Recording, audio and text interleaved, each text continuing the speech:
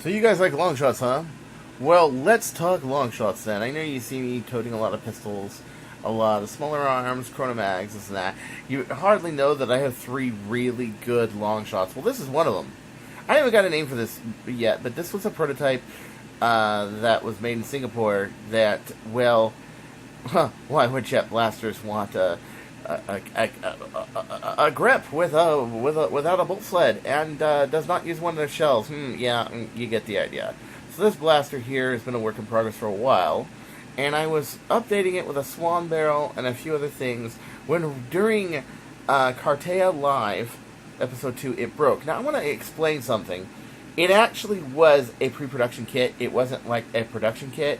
So yeah, the pusher was a little brittle probably, but other parts in it not so brittle.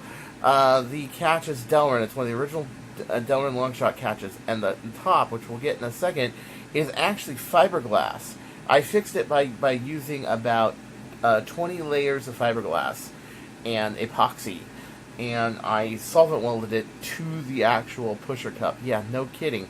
This thing is He-Man. The advantage of this is you don't need a sled.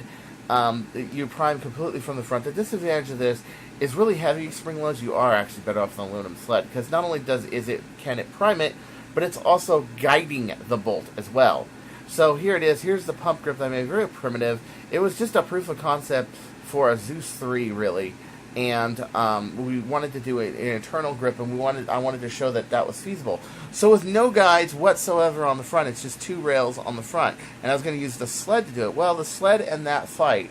But what I found is that spring loads of about 16K, 18K, or lighter, this is actually really good. So I use this for my lighter duty blaster that uses a standard alpha kit. The blaster has a 12-inch swan barrel, insulated swan barrel. That means on the inside there's a substance that insulates the brass. It's laminated on both ends, and it's put in with an omni threading. So this is a threaded barrel. I can throw this in any alpha kit I want to throw it in, and or an omega kit. It's pretty amazing.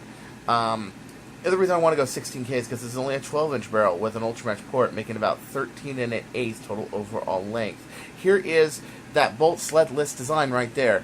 20 layers of fiberglass, a number 8 stainless screw, and number 4 stainless screw. And when you get to Singapore, you will really appreciate stainless steel, because things do rust out there, and they rust big time. So I got 2 locking nuts on the end. The bolts on the inside that hold where the pushers stay are glued in, and that one breech is the part of the pusher is solvent welded to the pusher cup and the pusher. It's really cool. It's also got a Bushnell 1 power red dot sight, 40mm, which is good enough for this blaster.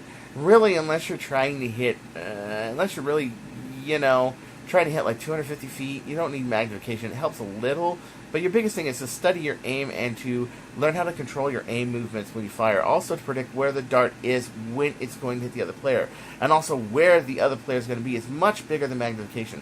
So in reality, this does just fine.